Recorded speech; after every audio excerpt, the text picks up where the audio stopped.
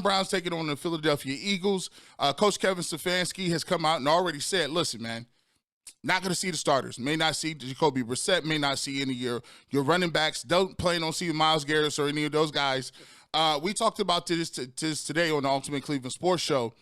Is this going to be an issue for Jacoby Brissett, or do you believe that he'll get his work in some of the inter-squad practices with the Philadelphia Eagles coming up on Thursday and Friday? Yeah, Stefanski has repeatedly said that the most important part of training camp are these joint practices because you get fresh looks and you get the competition in practice, and you can kind of control the environment and the script that way a little bit more than say you can in a game situation, which is preseason, which how much preseason really matters. So I think with you can do some more coaching and you can kind of break things up. And so for guys not getting reps in preseason 2 game, starters, that is, it's not such a big deal because they're getting a lot of these reps during the week of the joint practices. So I think for the Browns, you're looking at guys that need the reps, need the game type stuff. Obviously the younger guys and maybe some starters, but essentially the guys that are veterans, that are starters, they don't need those reps because, like Stefanski says, the most important ones are the ones that they're doing right now there. And talk about, starting offensive line. I mean, we've had 3 offensive linemen go down. We've had backup centers go down in Dean. You have Nick Harris going down in the second play of the game. Now, here's the thought process about Nick Harris. We thought, J.C. Treader was a guy that was dependable. We thought J.C. Treader was probably one of the, stronger points of the offensive line. However, as me being at training camp, I've been out there at camp 2 days, 3 days this week and last week, asking the beat reporters, the Dare Writers, the Mary Kays, the Grossies of the world. It just doesn't seem like they're willing to go back out there and offer J.C. Treader another bag of money to come in here and play center. I mean, would you move to go get another guy, possibly bring J.C. Treader back in here if you need some help at center? Yeah, so Pochik has not been a good player in the NFL so far. He's got the experience, which is obviously necessary. Last year he played 600 plus snaps. The year before over 1,000. But last year was his highest graded year at a 67.3, which is not great. And then you're talking about from a pass protection standpoint, he was a 48.3 or 43.8, which is really, really bad. So you definitely need to find something there that is better than what he has shown. Now, was he maybe not in the right scheme for him, and maybe you get Bill Callahan as his offensive line coach, and he shows the potential he had as a second-round pick back in 2017? Yeah, maybe, but I think what you see from him in the NFL is what you're going to get, and that's a pretty below average type player at that center position. So if I were the Browns, I would be going out there and trying to find a different position, player at that position to snap the ball for you. And J.C. Treader is available, obviously. I know that the Browns wanted to get younger at that position to move on from the age, and there are a lot of, J.C. Treader has a lot of knee issues. He is getting up there in age. He's hurt quite often, and that is a factor. So I think that they need to do something for sure, because I do not trust Deshaun Watson or Jacoby Brissett or whoever's taking snaps under center for the Browns this year to really be comfortable back there with him manning that center position. If you're not going to have Deshaun Watson for the first part of your season, or how long that's going to be, the thing that you got to really worry about and take in consideration is you have to put the best team possible around Jacoby Brissett. I believe, and we'll kind of talk about this after we come back from break, I believe that the Browns have a really great roster. I think there's some really good pieces on this team. And for them to be able to even have an outside remote chance of making the playoffs, they need to surround Jacoby Brissett with the best players that they can. If you look at it, it doesn't look good for him starting off with a second, third, or fourth grade center, a bunch of rookie receivers and guys who, are dropping the football, or unproven guys, and you're still trying to hope to think that you win 9, 10, 11 games in hopes of biding your time, floating, treading water while you're waiting to get a guy like Deshaun Watson back. So, we'll see what they do with that, and we'll go ahead and, I guess, couch it until then. I will say this, though, when we come back, What do you need to see coming into after this game, and you could come away saying, I feel a little bit better about the Browns? Was it was running game, was the pass game, turnovers, play calling, whatever the case may be, clock management? We'll come back and get your thoughts. It's G. Bush, John Kosko on the Browns Preview Show. You are Locked On Browns, your daily Cleveland Browns podcast. Part of the Locked On Podcast Network. Your team every day.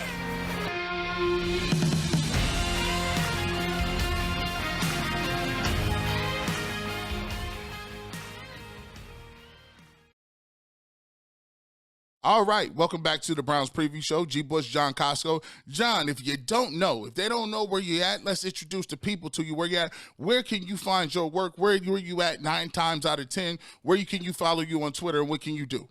Yeah, so I'm on Twitter at John Kosko 3. That's pretty much most of where I give my my football takes and bad dad jokes and the occasional food take and stuff like that. So that's where you can find me. And obviously, I work for PFF, where you can go to pff.com. I don't write for the site. I'm a film analyst, and I do all the data collection and player evaluation. So you'll have to get the data and stuff that I collect and grade.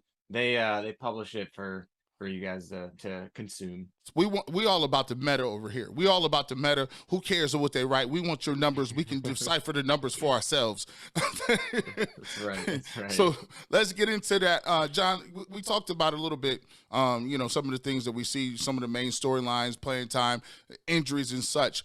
What is one thing that you want to focus on this game that you want to see against the Philadelphia Eagles that'll put you in a better state of mind? Or what do you think the Browns need to establish coming out of this game so it makes you feel better moving into the third game and ultimately the first game of the season? Yeah, I mean, it's always difficult when you're not playing starters in a game to kind of judge that. But I mean, if you're going to have Anthony Schwartz out there, I want to see him make some plays. Bounce back from a game where he's really struggling in the first preseason game, kind of get his confidence up. We know he's an electric type of athlete. He's got the deep speed that Browns need, and he needs to be able to catch the ball and make those types of plays. If he's not playing in that game, I mean, essentially what you want to see is minimal mental errors that the team has, because that's the mark of a well-coached football team, a prepared football team that's not going to make these mental mistakes of holding calls or defensive pass interference or just unnecessary false starts and defensive offside. So for me, that's the biggest thing to kind of take away from these games is limiting the mental mistakes that if you make a mistake because you're going 100% and you whatever, right? But like, there's no reason for having false starts and delay of games and stuff like that. I want to see the defense establish themselves as a defense that is meant to be reckoned with. And basically saying even our number twos are good. It doesn't matter what you're doing out here. The number twos are good too. We play a style of defense that translates to everybody on the roster. And eventually, I just need to see that translate into the first game against the Panthers. There's no way. The worst thing that could happen, and we will talk about this throughout our little previews, is the worst thing that could happen, John, is the fact that the Browns mess around and do anything to either look like they're losing to Baker Mayfield in week 1. I can't have that. We just might as well fold up the Christmas tree right now. We can't do it. Crazy things have happened. I mean, you're talking about a team that is likely not gonna have their starting quarterback, and they're gonna be playing their backup, and you're going up against a team that is talented in the Carolina Panthers. They've got DJ Moore, Robbie Anderson, Christian McCaffrey, Terrace Marshall. They have talent on that team, especially on their offense. Right. But when we come back, I want to talk about around the AFC, right? We've already established the Cleveland Browns, basically are going to be as good as their quarterback. Hopefully, Deshaun Watson gets to play this year. It could be 6, it could be 8, it could be 10, it could be 12, it could be the whole year. So there's a lot we don't know about what the Browns are. But there are some other teams in the AFC North that kind of have a more clear sense of who they are, what they need to do. We'll talk about them when we get back. It's G. Bush, John Kosko on the Browns Preview Show.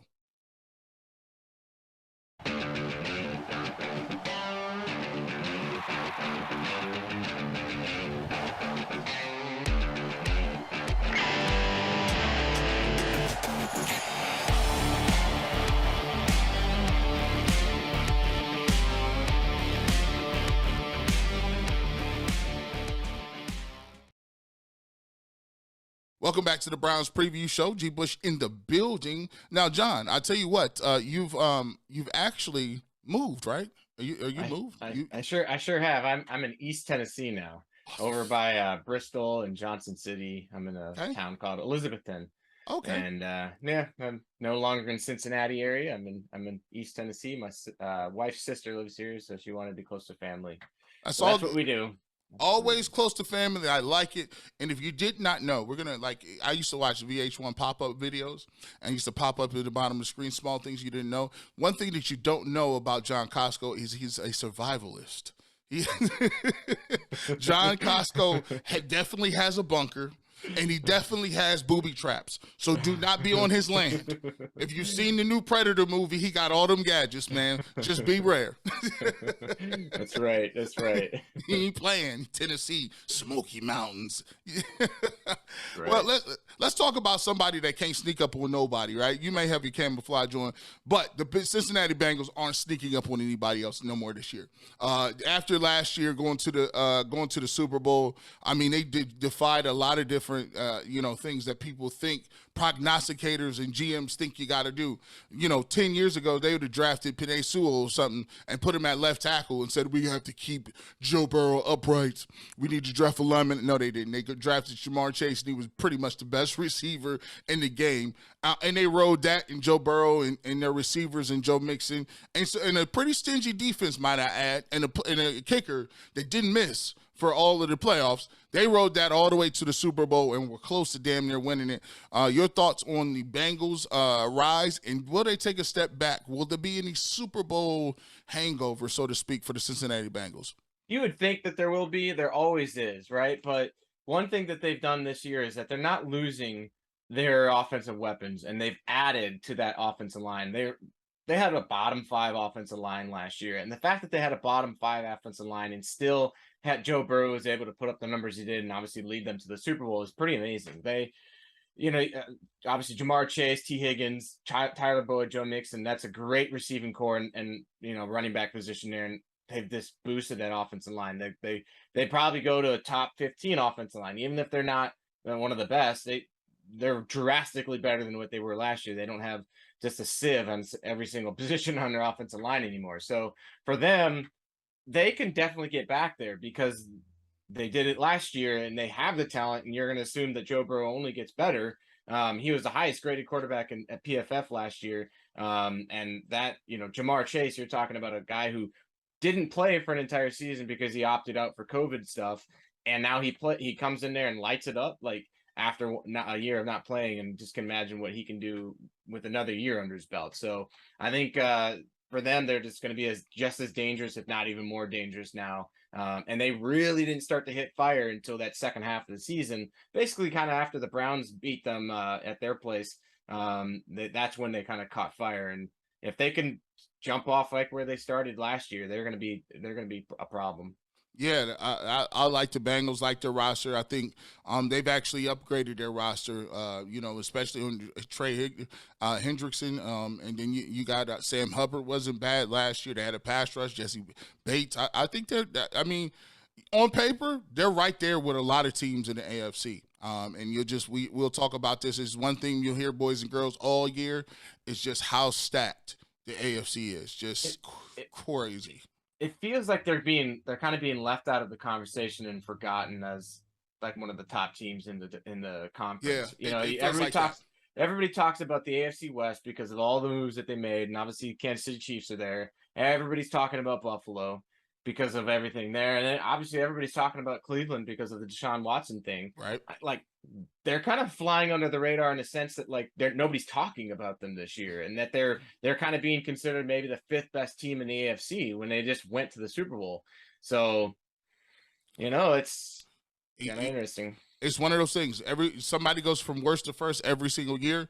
You don't know what that team is. Injuries happen. So that's what makes it compelling about the NFL. Another team that has some unknowns. Let's get to the Baltimore Ravens. Lamar Jackson is probably looking across Ohio and saying, "Look, this dude Deshaun Watson got all the baggage in the world. He just got 230 guaranteed. I got an MVP up under my belt, and I'm the whole offense. How come I can't get 250 guaranteed?"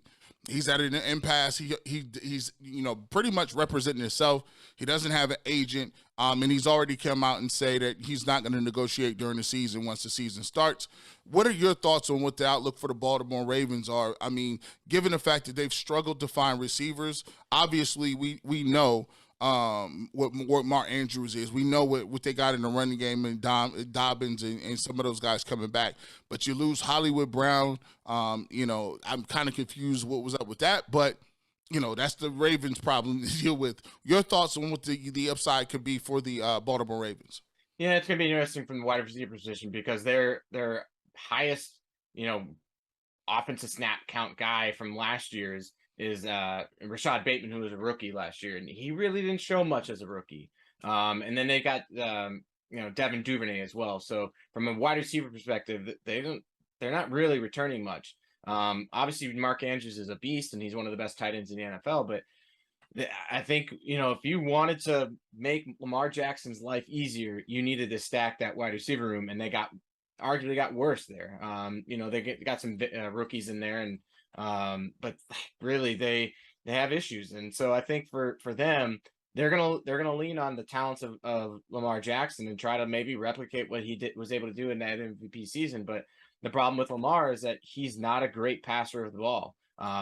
He can't find the open receiver. He can't go through progressions on a consistent basis and find an open receiver. It's got to be more schemed up for him. And then when it is, he's like, he can be accurate enough, but you're talking about a guy that needs to be able to read the defenses and find, a lot of times it's not going to be schemed up for you. If you go sitting there in a 3rd and 7+ situations, it's not going to be schemed up for you. You have to find the open guy and hit him. And a lot of times it's going to be into tight coverage and you got to be accurate with the ball. And he struggles with that. So I think for the Ravens, that's the biggest question mark. And it's, I don't know what the Ravens have offered him from a contract standpoint, but he's obviously betting on himself to get back to the level that he was, that he can, maybe surpass what Deshaun Watson got and whatnot. So I think, for them, they have some issues there with just the fact that their wide receiver room is poor.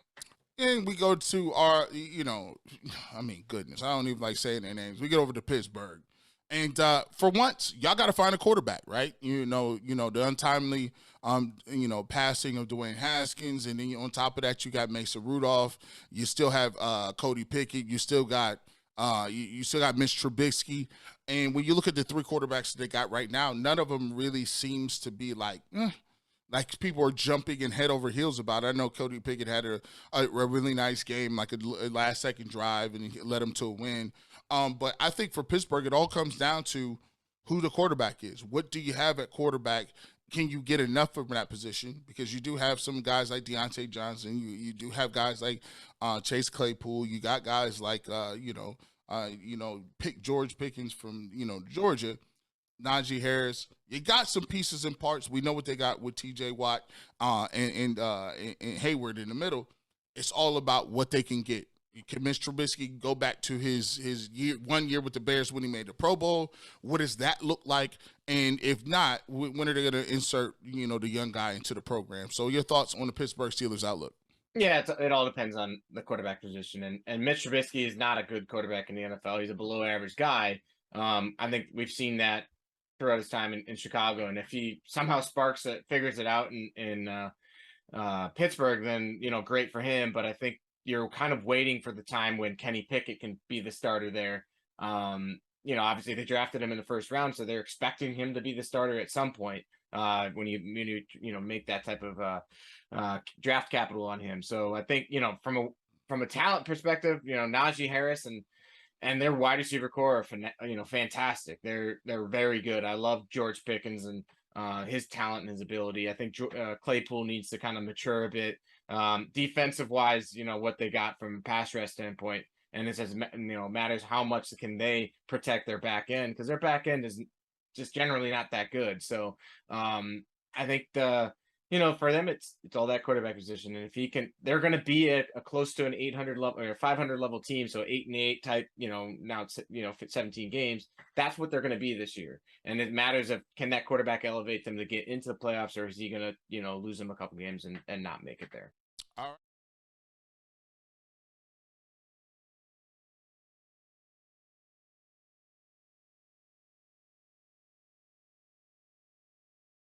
So, John, let's get to our favorite part of the show, X Factors. We like to call people out. We like to spot shadow and see what our people going to do. And it's no funner way to do that in a preseason game where some of the little less known guys get an opportunity to shine. Let's start off on the offensive side of the football. Let me give one X factor of yours that you look at and you want to see show up and give you something on Saturday.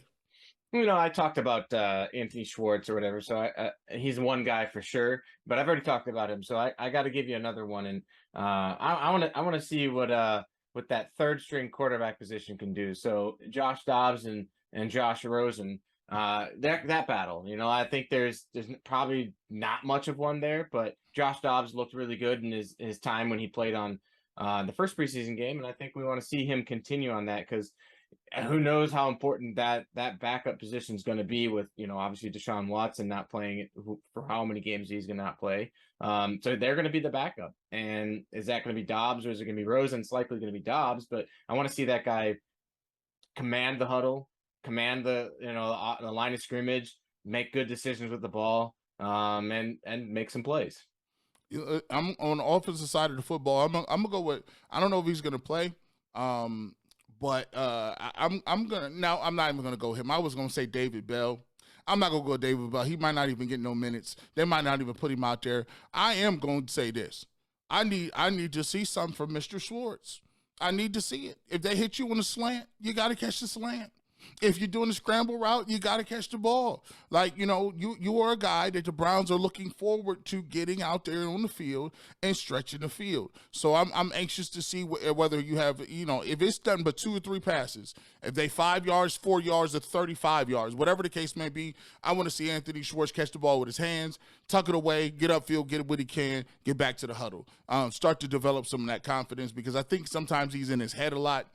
He hears ghosts a little bit. So we all good. We count on you. We feel like you could do something and contribute. So I want to see that. Let's move to the defensive side of the football. Who are you looking at defensively that you want to see show up and show out on Saturday? Yeah, I want to look at some Alex Wright. I think third round pick for the Browns this season. Didn't really do much in the first game. Kind of non-existent. Didn't really get many get pressures, and obviously kind of getting his legs under him a bit. I know he on some stunts he got knocked to the ground. So I want to see him, make some plays out there and show why he was picked in the third round. Because Isaiah Thomas, he was picked much later and he made 2 sacks in that game and obviously put up on the stat sheet. So we got to see the guy that was picked much earlier to make some plays. Hey, and I'll tell you what. Hey, he wasn't the only one. Emerson made a play last week, so the couple rookies standing out. I like that, man. I'm gonna go. You know what I'm gonna do? Defensively. I'm gonna go with Phillips. I want to see what Phillips is going to offer because here's the thing. You know what they wanted Anthony Walker. You know what they feel about him and his leadership in tan. But I think that when it comes to traits as far as getting to the football, a guy that can run sideline to sideline, Phillips fits the mold of the guy that they would like to play. It's all about just staying healthy, and can he get off blocks successfully enough? Can he be more productive, and can he stay on the field and play 3 downs? I'm interested in seeing what he will do this game. Hopefully he gets an opportunity to come out there because I think the speed of JOK and Phillips will really do something for this Browns defense, given the fact that this is going to be one of the more athletic defenses in the league. So I'm looking at that. Now, usually we ended up the show with predictions, right? We always talk about our predictions, and no one wants to give predictions on preseason games. So we're going to play a little fun little area here. We're going to get to our predictions. Which quarterback is going to have the best stats, the best game? It looks like Deshaun Watson probably won't play. It looks like Jacoby Brissett won't play. So now it's down to the 2 Joshes. Which one of the Joshes do you believe is going to have the best game out of Josh Rosen and Josh Dobbs? I think it's going to be Dobbs. I think he's a guy that they expect to be better than Josh Rosen because Rosen's there for a camp arm. So I would have to say with Dobbs, and is the guy going to be better? And if he's not, that's kind of an issue, right? So they might have an issue. It's a thing there where they might have to play Josh Rosen as a backup. Then, hey man, like that's so disrespectful. You a camp arm, dog. Well, I Hey, mean, what come- else was he brought in for? He was signed right before training camp, right? So Come split these throws up. exactly. That's like so. If you're an offensive lineman, are you just rather you like a camp hands guy? Like you put hands on people. Like we just need to borrow your hands for about 100 snaps. It really is. So I mean, it disrespectful. is, but it's the truth. I mean, what else do you want to say? It's the truth. It's like this dude that was just signed right before camp. Yeah, he's gonna make the roster. No, No playbook. not Nothing. unless your name's like Ndamukong Suh or some big name guy. Like Yeah, you know what it is. And like the funny thing is, he has to come out here and act like he's prepared to go too. Like, right, I'm ready to go when my number's called. I'm just gonna go out there and execute. Try to get my team in and out of the huddle. Get up out of here. You're gonna get your camp arm game. You might stick somewhere. Hopefully he played well, and then somebody else. They say we'll take Rosen on our practice squad or something, or he might make the roster. Right. So, I'll go ahead with you. I got Dobbs too. He'll use his legs. He'll probably. I mean, he could just do more, right? You know what I'm saying? He's just more athletic. I think he'll get the majority of the snaps, and he can make things happen like you said you seen last week where things break down. He can improvise a little bit. So I'm going to go with Josh Dobbs in that one as well. So Jeff and John. See, I'm already calling you John. I got to give this like a threesome or something, bro. I didn't like how to. So John, this is the first one of many for the season. And we're going to be back here, same place, same time on the third preseason season game as well. So what are you looking forward to this season? You're going to look forward to, I'm not going to ask you what the Browns record is going to be because that's so cliche. Do you have a good feeling? What would you say, end on a positive note? You got a good feeling about this season? I mean, I think they have a really talented roster, so I would expect them to be in contention for a playoff spot, and it obviously depends on the quarterback position for them. So I think for Browns perspective, they have a very talented roster that should be able to compete week in, week out, regardless of who the quarterback is. And can that quarterback play elevate you to a victory or not get you there, right? So I think for the Browns, it's you saw it last year with really poor quarterback play that they were able to be a 500 level type team. And they're going to do the same again this year. And I think you're going to get more consistency from that position this year with better quarterback play, regardless, because I don't think it's going to be as bad as last year with Jacoby Brissett when he has the snaps out there. So for me, I think the Browns are they can go out there even with the first 4-6 games. They can have a 500 record there, which there's some tough opponents in there with the Steelers and the Patriots. So they should be able to make some wins and until Deshaun Watson comes back. All right, that's going to do it for this week's episode of the Browns Preview Show. Make sure you subscribe and like the channel. Make sure you hit the notification bell so you can be alerted anytime we drop these. As you know, we will be doing these weekly from now on, so go ahead and continue to do that. If you haven't done so, follow John on Twitter. Follow me on Twitter as well. Follow the Ultimate Cleveland Sports Show, Locked on Browns podcast, as well as the Barbershop. So we will talk to you guys soon. And signing off is G. Bush, John Kosko for the Browns Preview Show.